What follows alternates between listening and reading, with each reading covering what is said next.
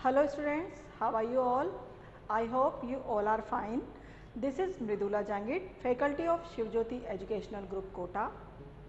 बच्चों, आज का हमारा दोहरान का विषय है स्पर्श पद्य भाग का पाठ 5 पर्वत प्रदेश में पावस। बच्चों, आपको पता है यह जो कविता है यह सुमित्रा नंदन पंत के द्वारा लिखी गई है और उन्होंने इस कविता में प्राकृतिक सौंदर्य का बहुत ही मनोहारी वर्णन किया है। तो बच्चों, हम आज इस कविता का दोहरान करते हैं। हम इसका दोहरान कुछ स्मरणीय बिंदुओं के माध्यम से करेंगे। जैसे हमारा पहला बिंदु है पर्वतीय प्रदेश में वर्षा ऋतु का वर्णन।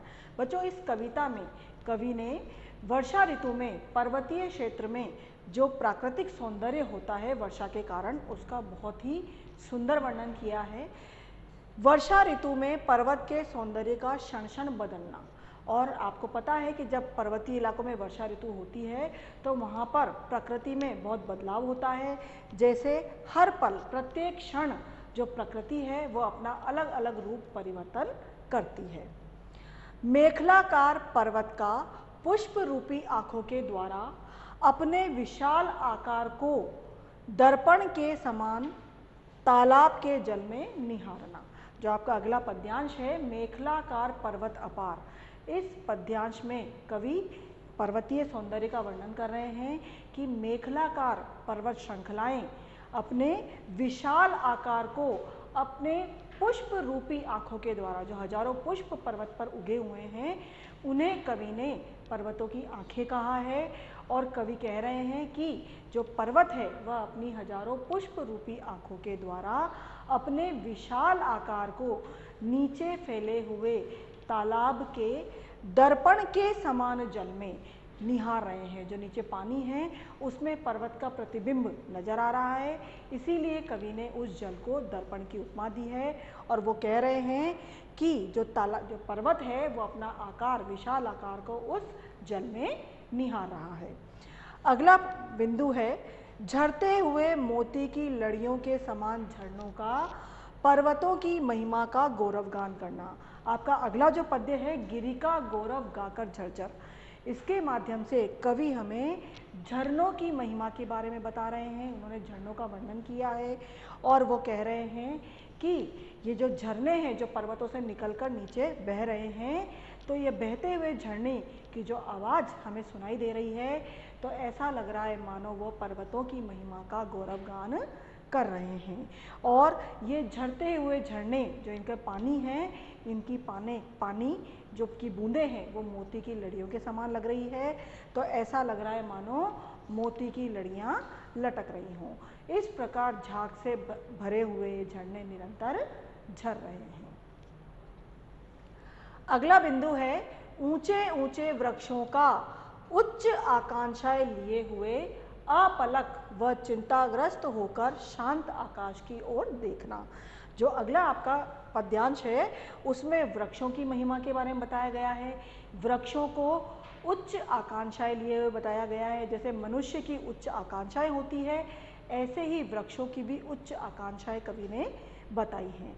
कवि यहाँ कह रहे हैं कि पर्वतों के हृदय से निकलकर ये ऊंचे ऊंचे शाल और देवदार के वृक्ष अपलक व चिंताग्रस्त होकर शांत आकाश की ओर देख रहे हैं। तो ऐसा लग रहा है मानो वह अपने मन में ऊंची ऊंची इच्छाएं लिए हुए हों और उन्हें पूरा करने के लिए वह एकटक और कुछ चिंतित मुद्रा में शांत आकाश की ओर देख रहे हैं।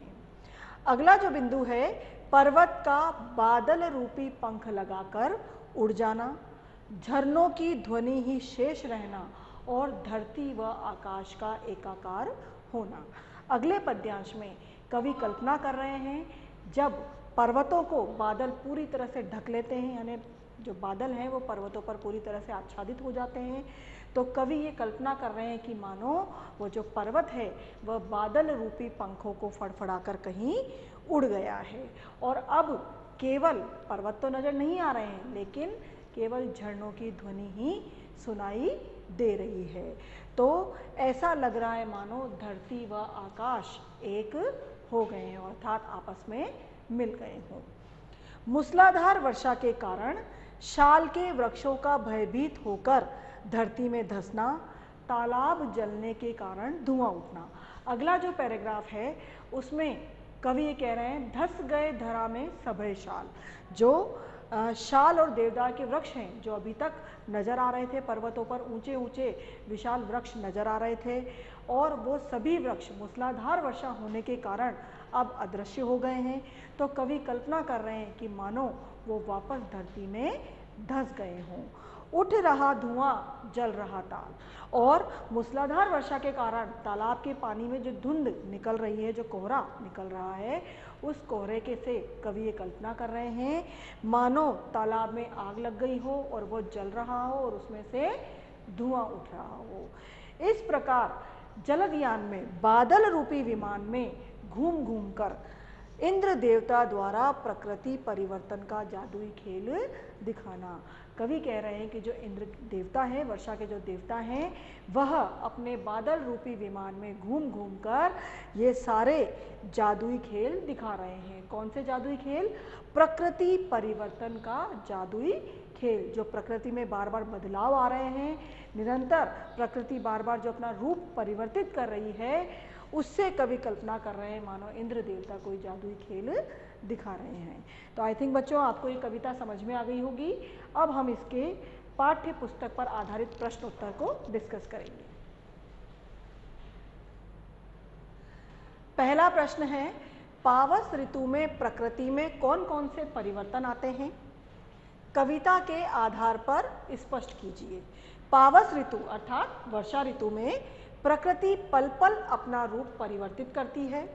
विभिन्न प्रकार के रंग बिरंगी फूल खिल जाते हैं, तालाब जल से भर जाते हैं और पर्वतों के नीचे फैले तालाबों में पर्वत की परछाई दिखाई देती है। झरने का पानी मोती की लड़ियों की तरह लगने लगता है। पर्वत पर उगे ऊंचे वृक्ष आसमान को चिंतित होकर निहार रहे हैं। तेज वर्षा के कारण चारों ओर धुंध छा जाती है। तो बच्चों इस तरह से पावस ऋतु में प्रकृति में अलग अलग प्रकार के परिवर्तन आते हैं। अगला हमारा प्रश्न है, मेखलाकार शब्द का क्या अर्थ है? कवि ने इस शब्द का प्रयोग यहाँ क्यों किया है? मेखलाकार का अर्थ है करघनी के आकार की पहाड़ की ढाल। यहाँ इस शब्द का प्रयोग विशाल और दूर दूर तक फैले पर्वतों की श्रृंखलाओं के लिए किया गया है, क्योंकि बच्चों आपने भी देखा होगा पर्वतों की श्रृंखलाएं बहुत लंबा फैली रहती है, दूर दूर तक, जहाँ तक हम निगाह डालते हैं वहाँ तक हमें पर्वतों की श्रृंखलाएं नजर आती है, और इसीलिए यहाँ पर इसे करघनी के आकार की बताया गया है। अगला हमारा प्रश्न है, सहस्त्र दृग सुमन से क्या तात्पर्य है? कवि ने इस पद का प्रयोग किसके लिए किया होगा? तो सहस्त्र दृग सुमन से तात्पर्य है पावस ऋतु में अर्थात वर्षा की ऋतु में पर्वत पर खिले हुए फूल, पर्वत पर जो हजारों फूल खिले होते हैं उनके लिए ये शब्द आया है सहस्त्र दृग सुमन। इन फूलों को कवि ने पहाड़ के नेत्रों की उपमा दी है।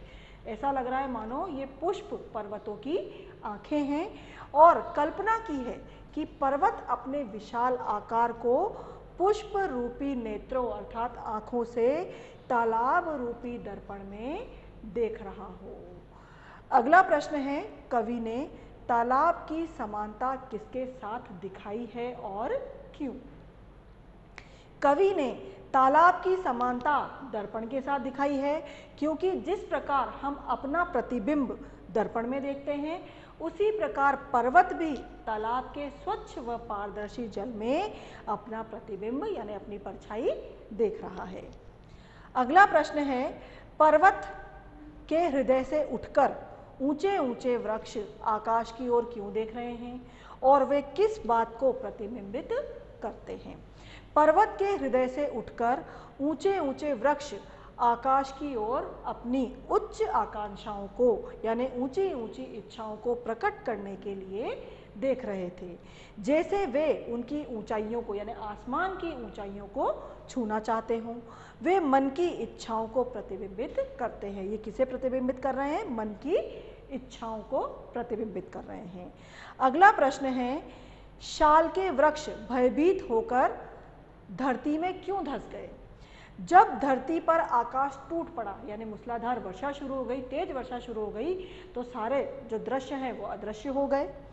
तब वर्षा की भयानकता और धुंधमय वातावरण, कोहरा छा गया था सभी जगह, तो धुंधमय वातावरण में सब कुछ अदृश्य हो गया। ऐसे वातावरण में शाल के वृक्ष भी अदृश्य हो जाते हैं, अर्थात दिखाई नहीं देते हैं, और ऐसा प्रतीत होने लगा मानो वे धरती में धंस गए हों। अगला जो प्रश्न है वो है, झरने किसके गौरव का गान कर रहे हैं? बहते हुए झरने की तुलना किससे की गई है? तो झरने पर्वतों की महिमा का गुणगान कर रहे हैं। बहते हुए झरनों की तुलना मोती की लड़ियों से की गई है। पर्वतों पर झाग से भरे बहते हुए झरने मोती की लड़ियों के समान सुंदर लग रहे हैं। भाव स्पष्ट कीजिए। कुछ भाव आपके दिए गए हैं प्रश्न उत्तर में, जैसे है टूट पड़ा भू पर अंबर।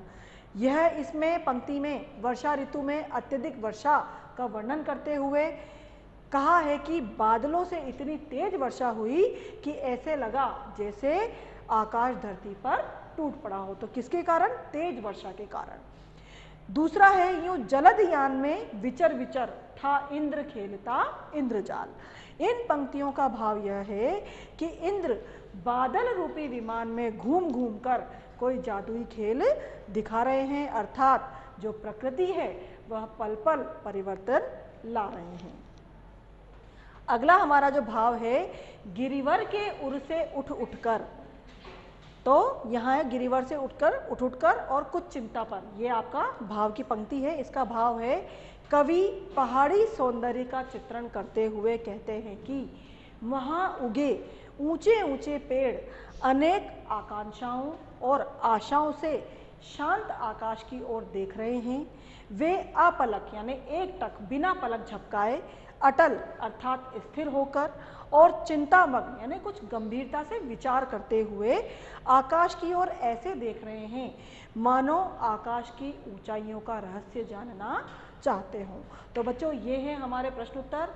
आई थिंक आपको इसका भावार्थ और प्रश्न उत्तर अच्छे से समझ में आ गया होगा। बच्चों आप इसे अच्छे से रिवाइज करें, लर्न करें घर पे। धन्यवाद।